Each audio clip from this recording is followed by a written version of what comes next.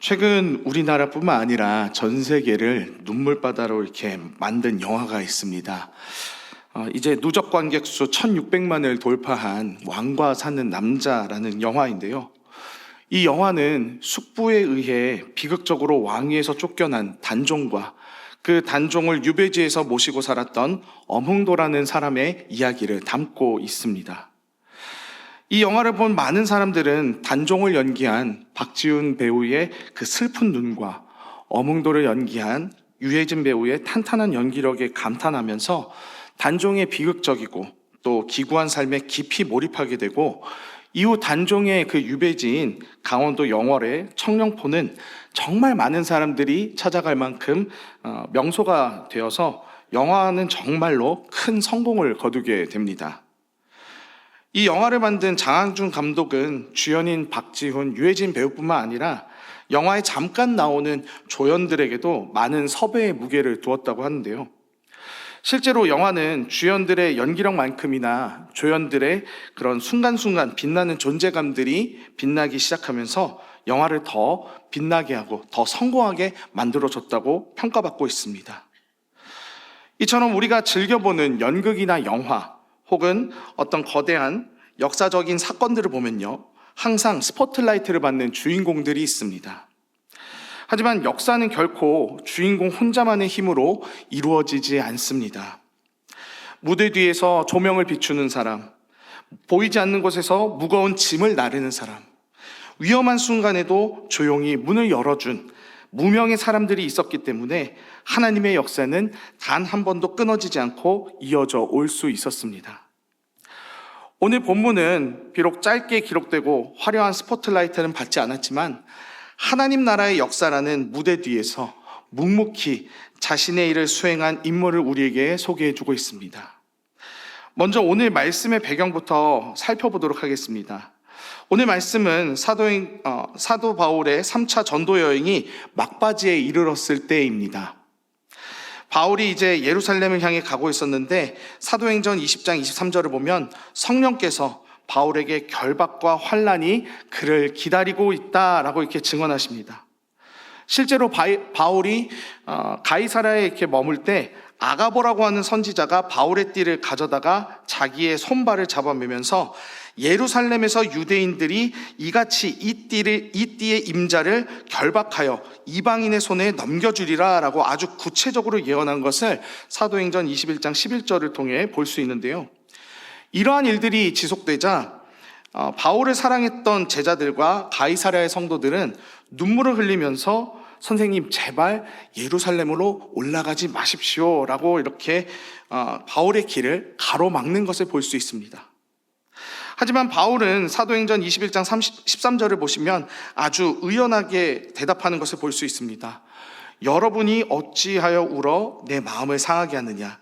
나는 주 예수의 이름을 위하여 결박당할 뿐 아니라 예루살렘에서 죽을 것도 각오하였느니라 라고 이렇게 말합니다. 이처럼 유대주의자들의 그런 적대감이 극에 달해 죽음의 위협이 도사리고 있는 예루살렘은 이방인들과 교제하며 율법을 파괴한다고 오해받던 바울에게는 바로 죽을 수 있는 사지와도 같은 곳이었습니다. 이러한 위험한 곳에 바울과 그의 일행이 무거운 짐을 지고 예루살렘에 도착했을 때 그 피곤하고 긴장된 바울의 일행을 위해서 자기 집 문을 열어준 한 사람이 등장하는데 그가 바로 오늘 본문 16절에 등장하는 구브로 사람 나손입니다. 그는 성경 전체 통틀어 이곳에 딱 한 번 이름이 기록되어 있는데요. 이 구브로 사람 나손이라고 하는 낯선 인물을 통해서 하나님께서 우리에게 주시는 메시지들을 함께 살펴보길 원합니다. 누가는 나손을 소개하면서 독특한 수식어를 붙이는데요. 그것은 바로 그를 오랜 제자라고 표현을 합니다. 여기서 오랜 제자라고 하는 수식어의 헬라어 원어 뉘앙스를 살펴보면 엄청난 무게감이 느껴지는데요. 여기서 오랜이라고 번역된 헬라어는 아르카이오스라고 하는 단어로, 이 단어는 태초에 처음부터 근원적인 이런 뜻을 가진 명사 아르케에서 파생된 형용사로 처음부터 함께한이라는 의미를 지니고 있습니다. 여기에 제자라고 뜻하는 마데테스라는 단어가 결합이 돼서 나손을 지칭하는 오랜 제자라는 수식어가 되는데, 이것으로 밀어볼 때 학자들은 나손이 구브로 사람이라는 것과 그리고 오랜 제자라고 불리는 칭호를 볼 때 아마도 그가 오순절 마가 다락방에 성령이 임하셨을 때 그 자리에 있었던 120명의 제자들 중 한 명이었거나 스데반의 순교 이후 흩어졌던 초대교회의 가장 초기 멤버였을 것이라고 추측합니다. 그만큼 나손의 신앙 연수는 정말 오래된 사람이라는 것이죠. 당시 초대교회의 역사를 생각해 보면 나손의 오랜 신앙의 여정이 얼마나 힘들고 고되었을지 짐작이 갑니다. 스데반이 돌에 맞아 죽는 참혹한 현장을 봤어야 했고요. 사랑하는 영적 가족들이 핍박을 피해 뿔뿔이 흩어지는 생이별의 아픔을 겪어야 했으며, 내부적으로는 온갖 이단과 거짓 교사들의 치열한 영적 전투가 있었고, 뿐만 아니라 헬라파와 히브리파, 이방인과 유대인 사이의 갈등이 교회를 뒤흔들었기 때문에 나손이 오랜 제자로서 버텨온 그 시간들은 핍박과 환난, 그리고 피비린내나는 생존의 연속이었을 것입니다. 하지만 그 모든 모진풍랑 속에서 나손은 결코 도망치지 않았습니다. 그는 묵묵히 교회의 아픔을 자신의 가슴에 새기며 찢기고 상처받은 형제들을 끌어안으며 피눈물 나는 기도를 올려드렸을 것입니다. 참된 오랜 제자의 영성은 바로 이와 같이 환난의 비바람이 불 때에 그 진가를 발휘하게 됩니다. 모두가 두려워 떠나고 상처받아 등 돌릴 때 흔들림 없이 그 자리에 남아 무너진 성벽을 눈물로 보수하는 사람, 그가 바로 하나님의 역사를 이어가는 진짜 제자입니다. 나손은 교회의 핍박과 환난, 영광과 쇠퇴의 모든 역사를 고스란히 겪어내면서도 결코 복음을 떠나지 않았습니다. 흔들리지 않는 뚝심, 뿌리 깊은 영성, 그것이 바로 오랜 제자가 가진 진짜 능력입니다. 사랑하는 여러분, 우리는 흔히 신앙의 연수가 길고 교회 안에 있는 시간이 길면 자연스럽게 신앙이 성숙해질 것이다 라고 생각을 합니다. 하지만 교회의 마당을 오래 밟았다고 해서 누구나 저절로 오랜 제자가 되는 것은 아닙니다.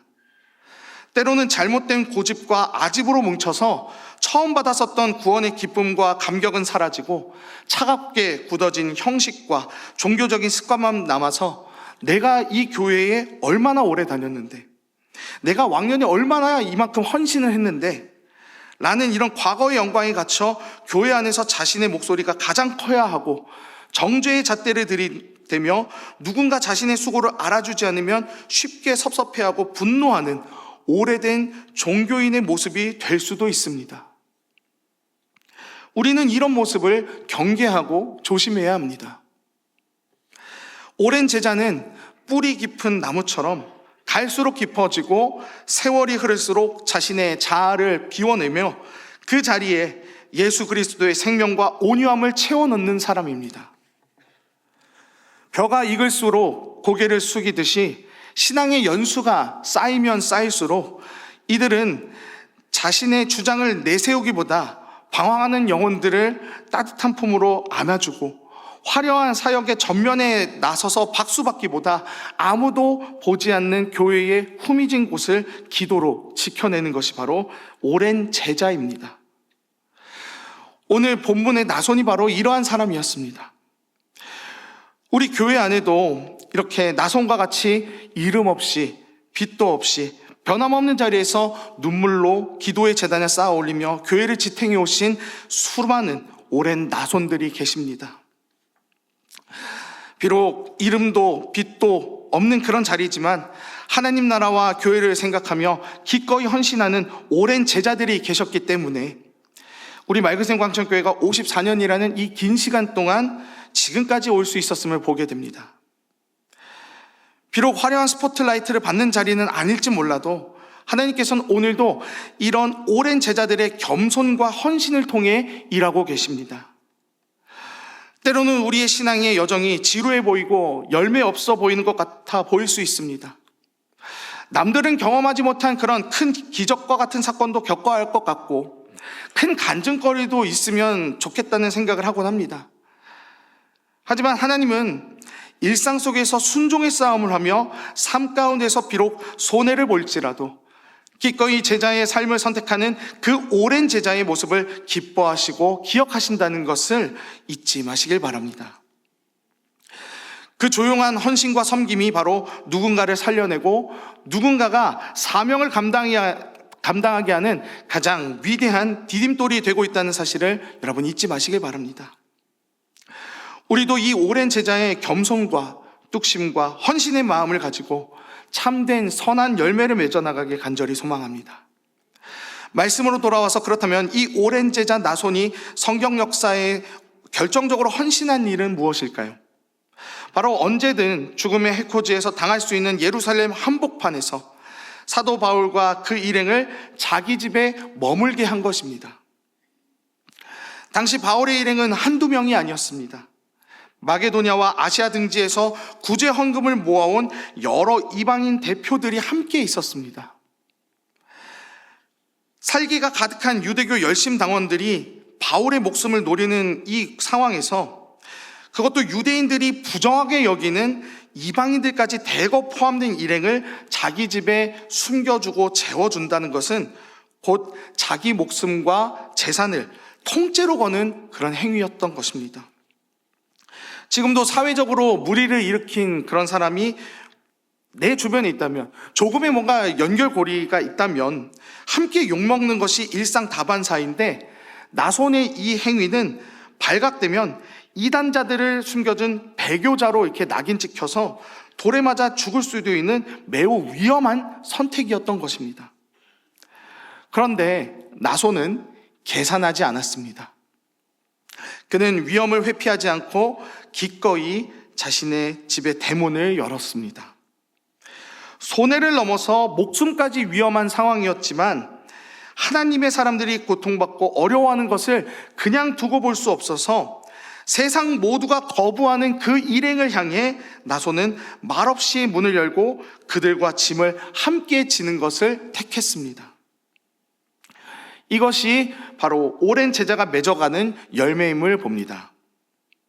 모두가 피하고 싶은 힘들고 굳은 일이 생길 때 속으로 계산하지 않고 묵묵히 십자가의 짐을 어깨에 매는 사람, 상처받고 겉도는 영혼이 있을 때 자기 속을 다 내어주며 따뜻하게 품어주는 사람.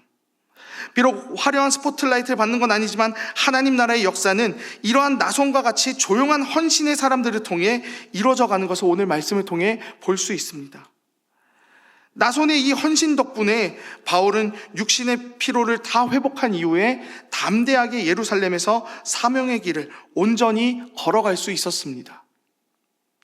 이렇게 지친 바울 일행을 향해 목숨을 걸고 문을 열어주었던 나손의 이 극적인 장면을 통해 우리는 세 가지 메시지를 볼 수 있습니다. 첫 번째는 가장 위대한 사명자에게도 피난처가 필요하다는 사실입니다. 당시 바울의 영적, 육신적 상태를 한번 상상해 보시길 바랍니다. 바울은 3차 전도 여행을 마치고 예루살렘으로 올라오는 길에 각 성에서 성령의 경고를 받았습니다. 두로에서는 제자들이 성령의 감동으로 예루살렘에 들어가지 말라고 이렇게 만류했고, 가이사랴에서는 아가보라고 하는 선지자가 바울의 띠로 자기의 수족을 잡아매며 예루살렘에서 유대인들이 이같이 이 띠의 임자를 결박하여 이방인의 손에 넘겨주리라고 예언했습니다. 바울은 나는 주 예수의 이름을 위하여 결박당할 뿐 아니라 예루살렘에서 죽을 것도 각오하였느니라, 이렇게 비장한 결단으로 올라왔지만 인간 바울의 어깨는 한없이 무거웠을 것입니다. 수천 킬로미터를 걸어온 육신의 피로, 그리고 자신을 죽이려고 하는 암살조가 기다리고 있다라고 하는 이런 극도의 긴장감, 그리고 함께 동행한 이방인 형제들을 끝까지 책임져야 한다는 그런 무거운 압박감이 그를 짓누르고 있었을 것입니다. 아무리 바울이 위대한 사도이긴 하지만 그도 연약한 인간이었습니다. 엘리야가 갈멜산의 승리 이후에 로뎀나무 아래에서 죽기를 구하며 쓰러졌던 것처럼 목숨을 잃을지도 모르는 예루살렘을 향해 걸어가는 바울에게도 지치고 긴장된 몸을 누이고 쉴 수 있는 영적인 그런 로뎀 나무가 절실히 필요했습니다. 그런데 바로 그때 나손이 등장한 것입니다.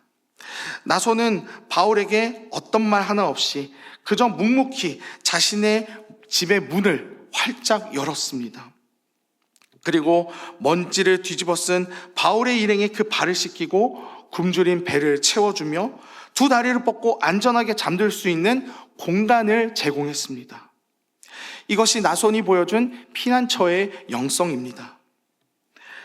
나손을 통한 두 번째 메시지는요, 참된 헌신은 타인의 고난을 향해 연대의 문을 연다는 것입니다.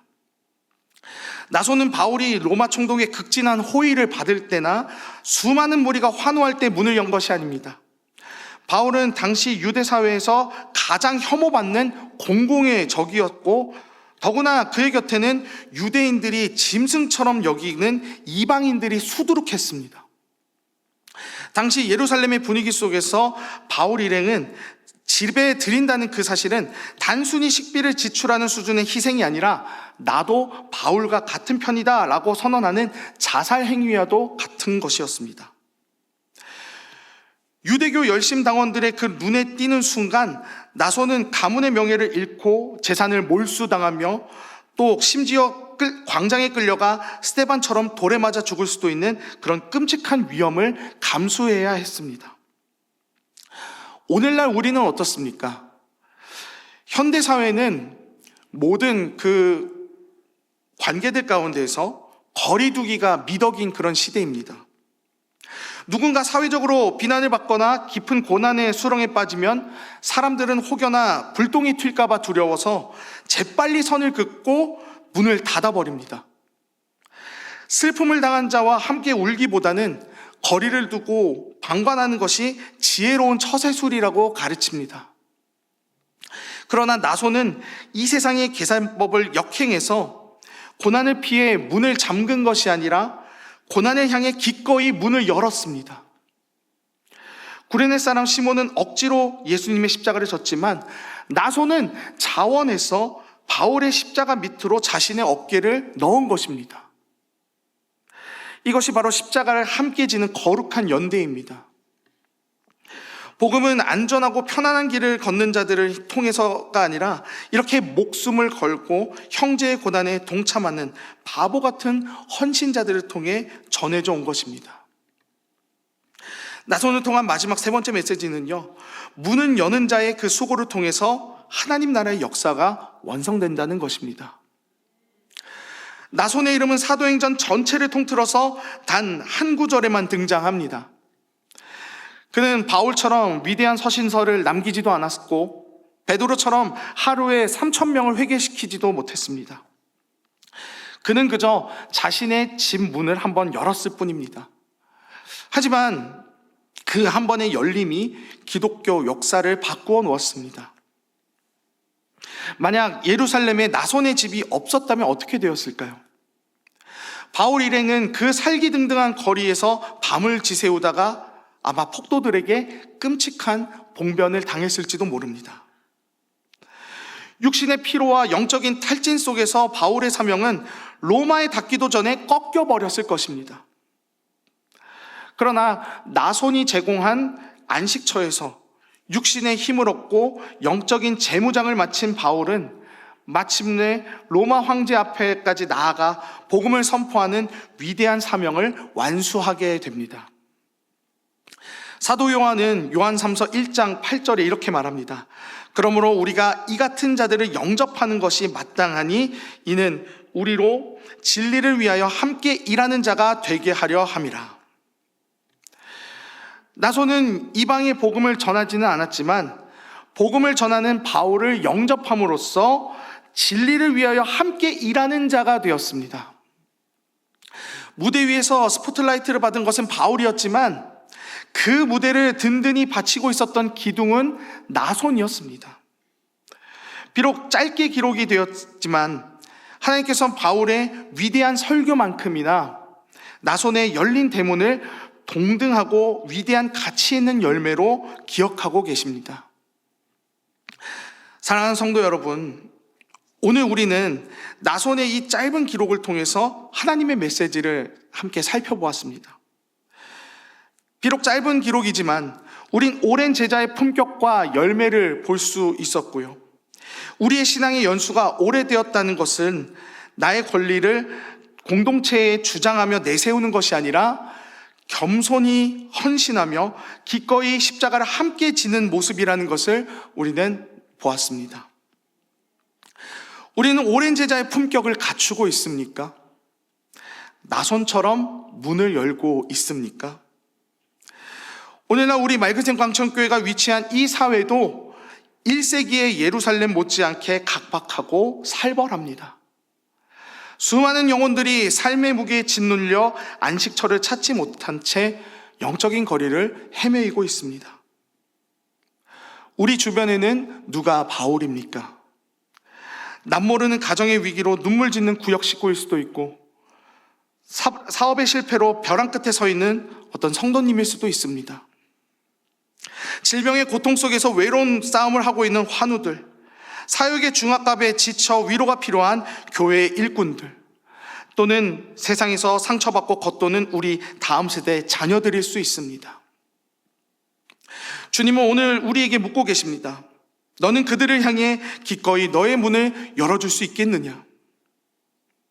우리는 흔히 헌신을 이야기할 때 주님을 위해 목숨을 바치겠습니다 라고 이렇게 쉽게 고백하지만, 일상에서 나의 시간 1시간을 내어주는 것, 나의 지갑을 열어 누군가에게 밥 한 끼를 대접하는 것, 나의 쾌적한 개인 공간을 침해받으면서까지 상처받은 영혼의 이야기를 묵묵히 들어주는 것은 몹시 부담스러워합니다. 그것이 손해보는 장사처럼 느껴지기 때문입니다. 그러나 오랜 제자는 계산하지 않습니다. 나손이 자신의 목숨과 전 재산을 걸고 지친 사명자들을 품어냈었던 것처럼 진정한 헌신은 나의 가장 소중한 것을 깨트려 누군가를 위한 자리를 마련해 주는 것입니다. 오늘 이 시간 우리 모두가 나손과 같이 문을 열어주는 자가 되길 소망합니다. 상처받고 지친 영혼이 내 곁에 다가왔을 때 회피하고 선을 긋는 것이 아니라 내 마음의 문, 시간의 문, 물질의 문을 활짝 열어주시길 바랍니다. 내가 내어준 그 작은 어깨와 따뜻한 차 한 잔이 누군가에게는 벼랑 끝에서 만난 하나님의 구원의 손길이 될 수 있습니다. 우리 맑은샘 광천교회의 모든 성도님들의 가정이 지친 영혼을 살려내는 현대판 나손의 집이 되기를 소망합니다. 하나님 나라의 가장 빛나는 페이지는 세상이 주목하지 않는 곳에서 이름도 없이 빛도 없이 평범하게 살아가는 성도들의 신실함으로 채워져 있습니다. 우리 맑은샘 광천교회 54년의 역사 뒤편에는 수많은 나손들이 계셨습니다. 세상은 화려한 무대 위에 주인공에게만 스포트라이트를 비추지만 하나님 나라는 그렇지 않습니다. 17세기 영성가 로렌스 형제는 그에 져서 하나님 임재 연습에서 이렇게 말했습니다. 우리는 하나님을 기쁘시게 하기 위해 대단한 일을 할 필요가 없습니다. 프라이팬 계란 하나를 뒤집는 작은 일이라도 하나님을 사랑하는 마음으로 한다면 그것은 위대한 예배가 됩니다. 평범한 일상 속에서 하나님 나라를 생각하며 드리는 여러분의 이 작은 헌신은 결코 평범하지 않습니다. 직장에서 그리스도인의 양심을 지키기 위해 손해를 감수하는 일, 가정에서 인내와 사랑으로 가족을 섬기는 일, 공동체의 연약한 부분을 채우기 위해 조용히 헌신하는 그 모든 행위가 바로 하나님 나라를 지탱하는 거룩한 기초가 되고 있습니다. 세상은 여러분의 이름을 부르지 않을지도 모릅니다. 때로는 여러분의 수고를 당연한 것으로 여겨 섭섭한 마음이 들 때도 있을 것입니다. 그러나 낙심하지 마십시오. 하나님은 여러분의 그 무명함을 유명함보다 더 귀하게 보고 계십니다. 사람의 박수는 잠깐이지만 하나님은 이 나손의 기록처럼 영원히 기억하고 계십니다. 여러분이 골방에서 홀로 흘린 눈물, 아무도 모르게 행한 선행, 이름 없이 드린 그 모든 예배를 주님은 당신의 생명책에 가장 선명하게 새겨놓고 계십니다. 이제 말씀을 맺으며 우리 모두가 나손과 같이 문을 여는 자이자 신실한 무명의 제자가 되기를 결단하길 원합니다. 지치고 상처받은 영혼이 내 삶의 경계선 안으로 들어올 때 내 마음의 문, 시간의 문, 물질의 문을 열어 그들의 쉴 수 있는 빈 공간을 만들어줄 수 있는 저와 여러분 되길 소망합니다. 내가 조금 불편해짐으로써 누군가가 평안을 얻는다면 그것이 바로 예수님을 가장 닮은 삶의 모습일 것입니다. 사람들의 박수 소리가 들리지 않아도, 나를 알아주는 이가 없더라도 주님 한 분만이 나의 이 모든 분투와 헌신을 다 알고 계신다는 이 사실만으로 충분히 만족한다는 그 성숙한 영성을 구하면서 어떤 상황에서든지 믿음의 신실함을 지키는 주님의 오랜 제자가 되길 소망합니다. 그래서 다음 세대들이 우리를 보며 저분은 참으로 변함없는 하나님의 제자였다라고 고백할 수 있는 신앙의 발자취를 남기길 원합니다. 이름 없이 빚도 없이 섬기는 여러분의 그 평범한 헌신이 모여 오늘 우리 교회의 거룩한 역사가 이어지고 있습니다. 여러분이 감당하신 그 신실한 믿음의 싸움들을 하나님은 단 하나도 빠뜨리지 않고 다 기억하고 계십니다. 우리가 주님 앞에 서는 영광스러운 그날, 주님께서 우리 한 사람 한 사람의 이름을 부르시며 칭찬하실 그 영광을 바라보며 오늘도 묵묵히 나손의 길을 걸어가는 우리 모두가 되길 주님의 이름으로 소망합니다.